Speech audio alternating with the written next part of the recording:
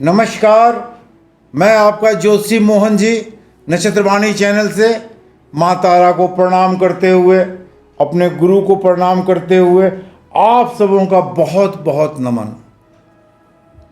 आज का विषय है कि भगवान शिव पे कौन सा ऐसा वस्तु चढ़ाएं जिससे हमारे समस्त पापों का नाश हो, हमारे गरीबी का नाश हो। आइए इसी विषय पर चर्चा करते हैं।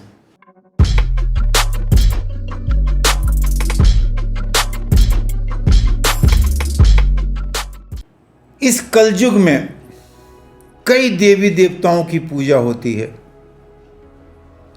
हर प्रदेश में, हर देश में लोग विभिन्न देवताओं की पूजा करते हैं। 10 महाविद्या की पूजा होती है, इसमें माँ तारा, काली, षोडशी, कमला सबों की पूजा होती है। बगलामुखी की भी पूजा बड़ा ही श्रेष्ठकर माना गया है दुश्मनों पर विजय पाने के लिए। परंतु इस कलयुग में सर्वाधिक जिन देवताओं की पूजा होती है उनमें 2 देवता प्रमुख हैं। पहला प्रभु शिव, शंकर, भोले बाबा। दूसरा प्रभु शिव के ही अवतार हनुमान जी। तो ये 2 देवताओं की पूजा हर देश में, हर प्रदेश में, विदेशों में भी भगवान शिव की पूजा प्रायः की जाती है। हमारे देश के हर प्रदेश में भी शिव की पूजा प्रायः की जाती है। शिव की पूजा करने से हर तरह का सुख, शांति, धन, वैभव की प्राप्ति होती है। अब मैं 10 पॉइंट बताऊंगा किस दिन क्या करें जिससे आपकी हर तरह की प्रॉब्लम, हर तरह का गरीबी, हर तरह का रोग का नाश हो। तो आइए मैं क्रमबद्ध आपको बताता हूं। गरीबी अगर आपके घर में बहुत ज़्यादा घेरी हुई है, गरीबी से आप परेशान हैं, काम करते हैं लेकिन आमदनी से ज़्यादा खर्च है, खर्च से परेशान हैं, गरीबी और तंगी से बेहाल हैं, ऐसे में आप शिवलिंग पर कच्चा चावल, वैसा कच्चा चावल जो सुगंधित हो, सुगंधित कच्चा चावल अगर शिवलिंग पर आप चढ़ाते हैं और दिन हो शुक्रवार, और शिव जी के किसी भी मंत्र का आप जाप कर सकते हैं। शिव के हर मंत्र जो हैं श्रेष्ठ हैं, कोई मंत्र कम नहीं है। लेकिन अगर माया के मंत्र से संपुटित करके शिव जी के मंत्र को जाप किया जाए तो अति लाभकर होगा। माया का मंत्र कौन है? माया का मंत्र जो भुवनेश्वरी का भी बीज मंत्र है, हिडिम। तो प्रत्येक शुक्रवार को सुगंधित चावल, कच्चा चावल शिवलिंग पर चढ़ाएं, जल चढ़ाएं और बैठकर माया के मंत्रों के साथ शिव के मंत्र को संपुटित करके हिडिम शिवाय नमः, हिडिम हिडिम शिवाय नमः, हिडिम हिडिम शिवाय नमः, हिडिम का आप जाप प्रत्येक शुक्रवार को करें। आपके घर की गरीबी, आपके घर की मुफलिसी, आपके घर की तंगी प्रभु शिव अति शीघ्र दूर कर देंगे। अगर आप समझते हैं कि पूर्व जन्म में भी आपके बहुत सारे पाप हैं और इस जन्म में भी गलती से या जानबूझ के भी आप बहुत सारे गलत काम कर चुके हैं, ऐसे में आप काला तिल लेके और तिल का दीपक जलाकर काला तिल शिवलिंग पर अर्पित करें और अपने पापों को क्षमा मांगे, अपने पापों का क्षमा मांगे और शिव के कोई भी मंत्र का जाप आप कर सकते हैं। किसी भी मंत्र का, अगर कुछ विशेष मंत्र का जाप करना चाहते हैं तो ओम जुंग श मा पाले पाले, ओम जुंग श मा पाले पाले, आपके समस्त पापों का नाश होगा। परंतु शिव के सामने आपको संकल्प लेना होगा ये क्रिया करने के पहले कि आप आगे से किसी पाप को अंजाम न देंगे, दान पुण्य और लोगों की सेवा करेंगे।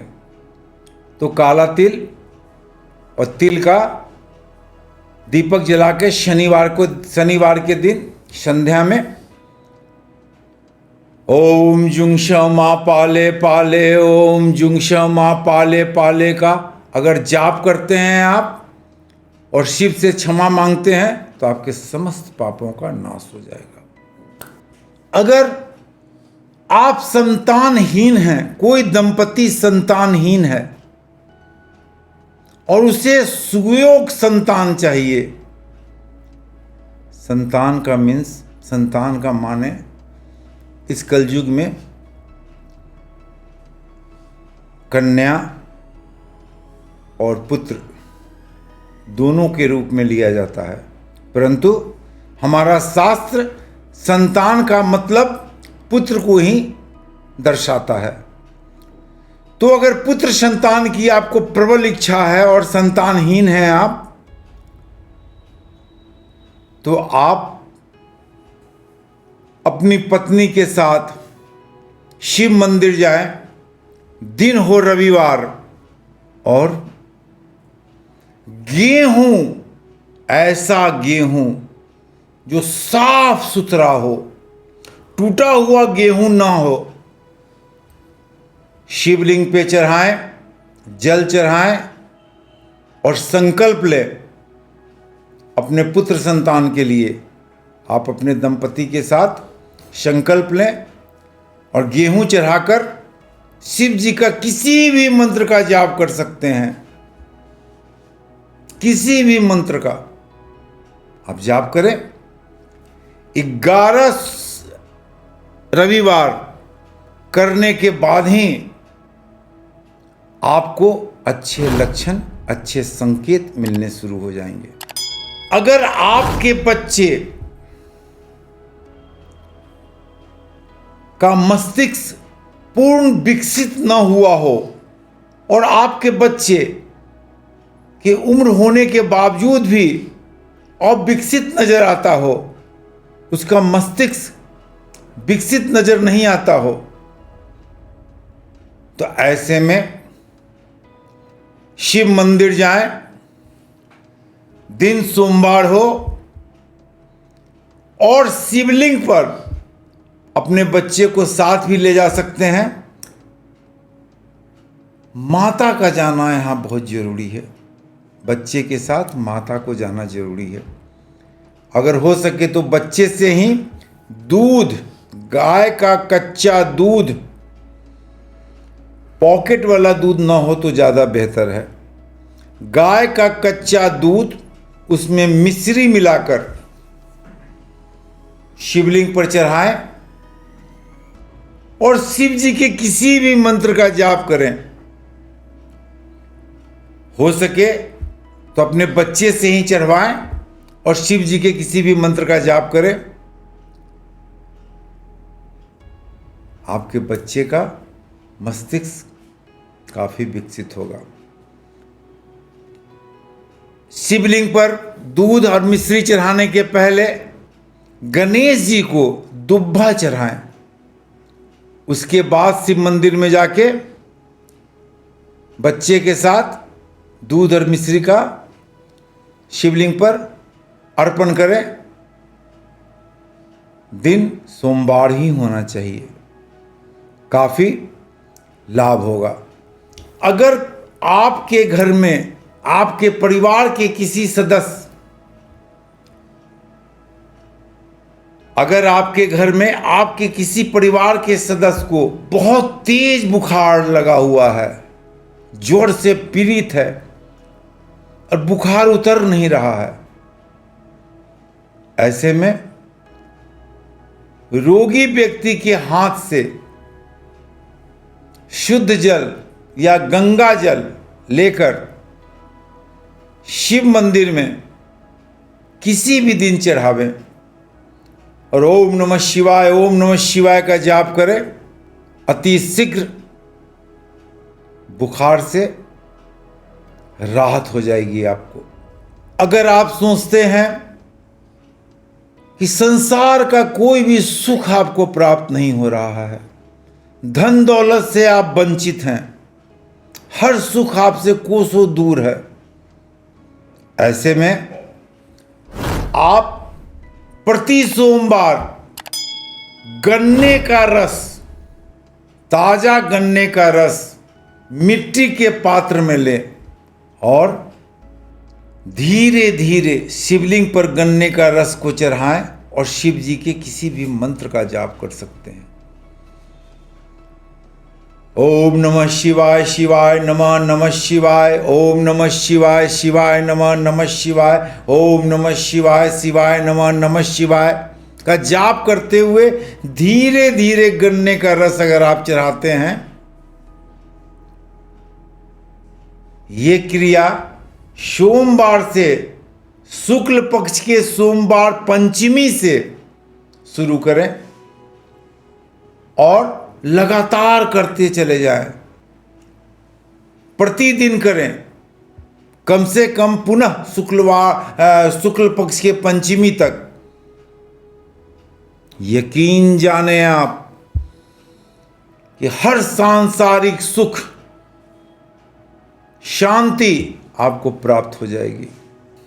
बहुत सारे हमारे भाई बंधु प्रभु से ये प्रार्थना करते हैं कि प्रभु अब हमें मोक्ष दे। मोक्ष मिलना बड़ा ही कठिन कार्य है।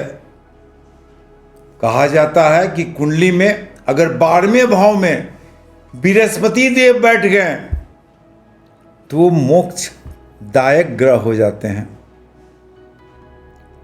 अगर 12वें भाव में केतु भी बैठे हुए हैं तो वो भी मोक्षदायक हो जाते हैं। दोनों परिस्थितियां अगर आपके कुंडली में नहीं है और आप पूर्ण रूप से मोक्ष चाहते हैं तो शिवलिंग पर प्रतिदिन गंगा जल चढ़ाएं और मोक्ष की कामना करते हुए शिव से मोक्ष मांगे और शिव के किसी भी मंत्र का जाप करें। यकीन जाने आप कि प्रभु आपको मोक्ष जरूर देंगे, आपके पापों का नाश जरूर करेंगे। हमारे समाज में आजकल के दिनचर्या के अनुसार हर घर में डायबिटिक पेशेंट हैं, मधुमेह के पेशेंट हैं हर घर में। तो डायबिटिक के पेशेंट अगर आप हैं और डायबिटिक आपका काफ़ी ऊंचे स्तर पर जा रहा है, दवा करने के बावजूद भी आपका मधुमेह नीचे नहीं आ रहा है, शुगर आपका नीचे नहीं आ रहा है, ऐसे में आप सोमवार से लेके वो सोमवार जो शुक्ल पक्ष का त्रयोदशी हो, अगर सोमवार भी नहीं हो तो कोई बात नहीं है, शुक्ल पक्ष का त्रयोदशी से आप शुरू करें और लगातार करते चले जाएं। वो कौन सा कार्य है?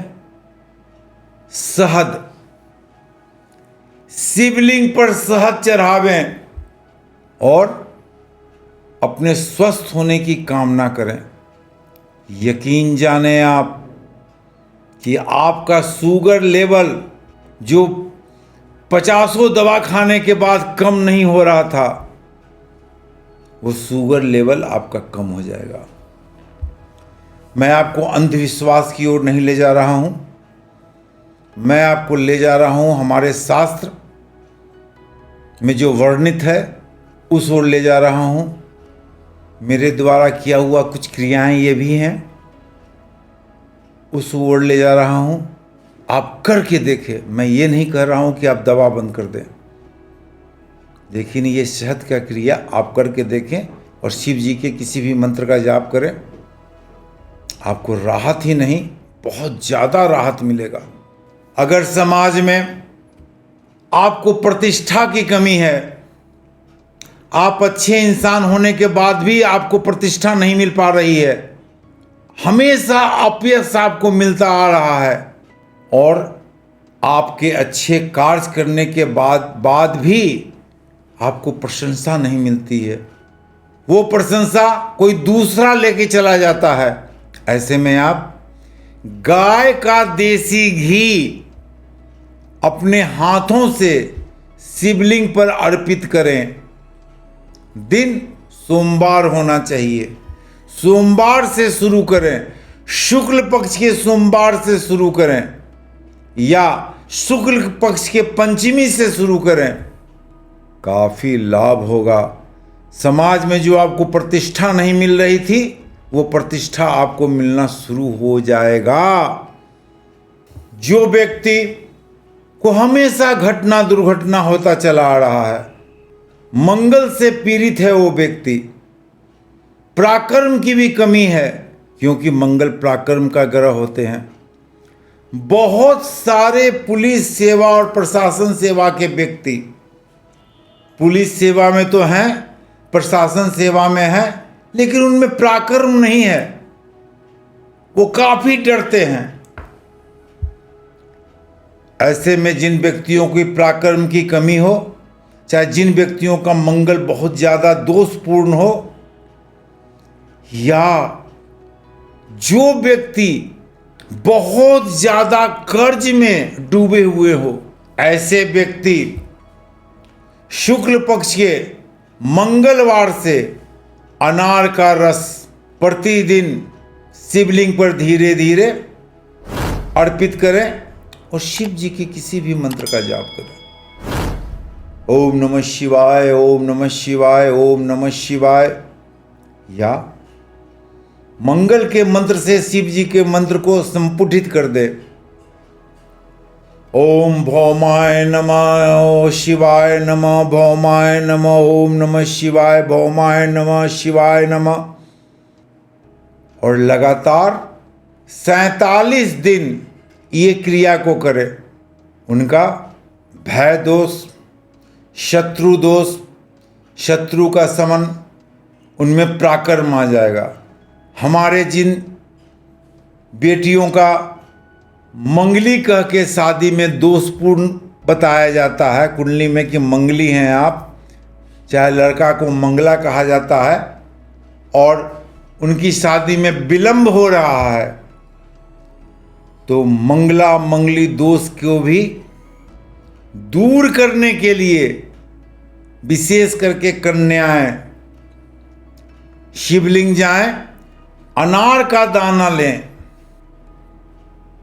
51 अनार का पुष्ट दाना, 51 अनार का दाना लें और एक एक दाना को चढ़ाते हुए ऐम गौरी बदबदगिरी परमेश्वर सिद्धार्थ ऐम, फिर दूसरा दाना चढ़ावे ऐम गौरी बदबदगिरी परमेश्वर सिद्धार्थ ऐम। इसी मंत्र के जाप से 51 दाना शिवलिंग पर चढ़ावें और चढ़े हुए दाना को लेकर अपने माथे में अंत में लगाएं। मंगला हो मंगली हो, उनका दाम्पत्य जीवन भी अच्छा हो जाएगा। मंगला मंगली की वजह से उनकी शादी ब्याह में जो देरी हो रही थी वो भी दूर हो जाएगा। तो ये सारे उपाय आप करके देखें। ये उपाय सारा आजमाया हुआ है, निसंदेह आपको फायदा होगा। आप करें। आज का विषय इतना ही। अगला विषय मैं हनुमान जी पर लेके आऊँगा, गणेश जी पर लेके आऊँगा। तो आज इतना ही। आप मेरे चैनल नक्षत्रवाणी को लाइक करें, सब्सक्राइब करें, शेयर करें।